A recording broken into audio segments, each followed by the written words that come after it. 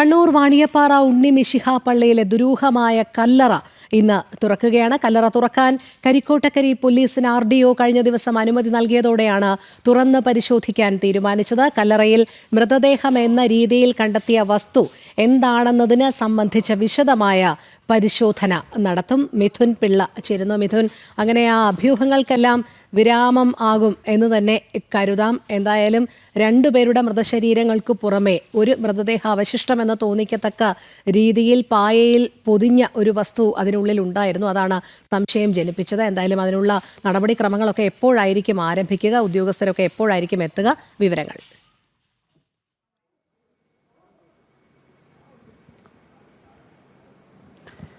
രോഹിണി, ഞാനിപ്പോൾ നിൽക്കുന്നത് ഈ വാണിയപ്പാറ പള്ളിയിലാണ്. നമുക്ക് ആ ദൃശ്യത്തിൽ പോലീസുകാർ നിൽക്കുന്ന സ്ഥലം കാണാം. അതിന് തൊട്ട് താഴെയാണ് ഈ സെമിത്തേരി ഉള്ളത്. ഇക്കഴിഞ്ഞ 13-ാം തീയതിയാണ് അവിടെ ഒരു മറ്റൊരാളുടെ മൃതദേഹം, അവിടെ ഒരു ഈ ഇടവകയിൽപ്പെട്ട ഒരാൾ മരിച്ച സമയത്ത് അദ്ദേഹത്തിൻ്റെ മൃതദേഹം അടക്കം ചെയ്യാൻ വേണ്ടി കല്ലറ തുറന്ന സമയത്താണ് നിലവിൽ അതിനകത്ത് പെട്ടിയിലടക്കിയൊരു മൃതദേഹമുണ്ട്. അതുകൂടാതെ ഒരു പായൽ, പ്ലാസ്റ്റിക് പായൽ പൊതിഞ്ഞ നിലയിൽ മൃതദേഹം എന്ന് തോന്നിപ്പിക്കുന്ന ഒരു വസ്തു കൂടി കണ്ടെത്തുന്നൊരു സാഹചര്യമുണ്ടായത്. പക്ഷേ ആ സംഭവം നടന്ന് ഏതാണ്ട് ദിവസങ്ങൾ കഴിഞ്ഞ് 10-ാമത്തെ ദിവസമാണ് കേസിനകത്ത് FIR ഇടുന്നത് എന്നതുകൂടി നമ്മൾ ശ്രദ്ധിക്കേണ്ടതുണ്ട്.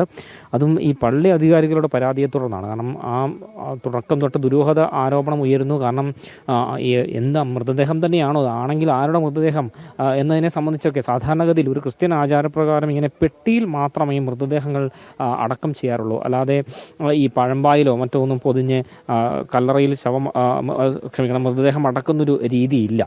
പക്ഷേ ഇവിടെ ആ നിലവിൽ ഒരു പെട്ടിയിലൊരു മൃതദേഹം അടക്കിയിട്ടുണ്ട്. അതുകൂടാതെ ഒരു പ്ലാസ്റ്റിക് പായയിലൊരു മൃതദേഹം അടക്കിയ നിലയിൽ കണ്ടെത്തുന്നൊരു സാഹചര്യമുണ്ടായി. അപ്പോൾ സ്വാഭാവികമായും ദുരൂഹത അല്ലെങ്കിൽ സംശയം ഉണ്ടാവുക എന്നുള്ളത് സ്വാഭാവികമാണ്. ആദ്യഘട്ടത്തിൽ നാട്ടുകാരിൽ ചിലർ തന്നെ സംശയമുയർത്തുന്നു.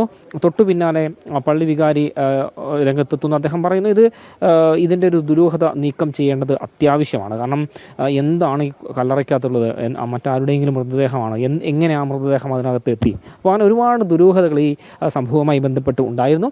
അതൊക്കെ പുറത്തു വരേണ്ടത് വളരെ അത്യാവശ്യമാണ്. കാരണം സ്വാഭാവികമായും ഒരു മറ്റൊരാളുടെ മൃതദേഹമാണെങ്കിൽ വലിയ വിവാദമൊക്കെ ആവാൻ സാധ്യതയുണ്ട്. അപ്പോൾ അതെന്താണ് സംഭവം എന്നതിനെ സംബന്ധിച്ച് കൃത്യമായൊരു പരിശോധന ആവശ്യമാണ് എന്ന് ഇവർ തന്നെ പറഞ്ഞു. പക്ഷേ ഇതിനകത്ത് പോലീസിൻ്റെ ഭാഗത്ത് നിന്ന് ചെറിയൊരു വീഴ്ച പറ്റിയെന്നാണ്. ചെറിയ വീഴ്ചയാണോ വലിയ വീഴ്ചയാണോ എന്ന് നമ്മൾ കണ്ടു തന്നെ അറിയണം. കാരണം അതിൻ്റെ 10 ദിവസത്തിന് ശേഷമാണ് ഇതിനകത്ത് FIR ഇടുന്നൊരു സാഹചര്യം ഉണ്ടായത്. സ്വാഭാവികമായി ഇങ്ങനെ ഒരു സംശയമൊക്കെ ഉണ്ടായിക്കഴിഞ്ഞാൽ ആ സ്ഥലം അന്ന് തന്നെ മാർക്ക് ചെയ്ത് തിരിച്ച് ഈ അങ്ങോട്ടേക്കുള്ള പ്രവേശനമൊക്കെ നിയന്ത്രിച്ച് കൃത്യമായ നടപടികൾ അവർ സ്വീകരിക്കേണ്ടതാണ്. പക്ഷേ അത്തരത്തിലൊരു നടപടിയൊന്നും ആദ്യഘട്ടത്തിൽ ഉണ്ടായില്ല. പക്ഷേ തുടർച്ചയായി വാർത്തകൾ വരുന്നു. മാത്രമല്ല പള്ളി അധികാരികൾ പരാതി നൽകുന്നു. എന്തുകൊണ്ട് FIR പോലീസ് ഇടുന്നില്ല എന്നൊരു ചോദ്യമുണ്ടായി. ഒടുവിൽ 10-ാമത്തെ ദിവസം വീണ്ടും ഇവിടെ ഈ ചില സ്പെഷ്യൽ ബ്രാഞ്ചിൻ്റെ DYSP ഒക്കെ ഇവിടെ വന്ന് പരിശോധന നടത്തി. അതിനുശേഷമാണ് FIR ഇടുന്ന നടപടിക്രമങ്ങളിലേക്കടക്കം പോലീസ് പോയത് എന്നുള്ളതാണ് എടുത്തു പറയേണ്ടത്. അതിനുശേഷമാണ് ഈ വളരെ പെട്ടെന്ന് തന്നെ ഈ കല്ലറ തുറന്ന് പരിശോധിക്കാമെന്നുള്ള രീതിയിലേക്ക് കാര്യങ്ങൾ പോയത്. ഏതായാലും ഇന്ന് 10 മണിയോടുകൂടി അധികൃതർ ഇവിടെ എത്തും. ഫോറൻസിക് ഉദ്യോഗസ്ഥരടക്കം ഇവിടെ എത്തിക്കൊണ്ട് ഈ കല്ലറ തുറന്ന് പരിശോധിക്കുന്ന നടപടികളടക്കം സ്വീകരിക്കും. അത് ഈ കല്ലറയിലുള്ള വസ്തുക്കളൊക്കെ തന്നെ ശാസ്ത്രീയ പരിശോധനയ്ക്ക് വിധേയമാക്കാൻ തന്നെയാണ് നിലവിൽ പോലീസ് തീരുമാനിച്ചിരിക്കുന്നത്. അതിൻ്റെ ഭാഗമായിട്ടുള്ള നടപടിക്രമങ്ങൾ ഏതാണ്ട് 10 മണിയോടുകൂടി തന്നെ ആരംഭിക്കും. മൃതദേഹമാണോ അല്ലയോ എന്നതിനെ സംബന്ധിച്ചൊരു വ്യക്തത അതോടുകൂടി വരും.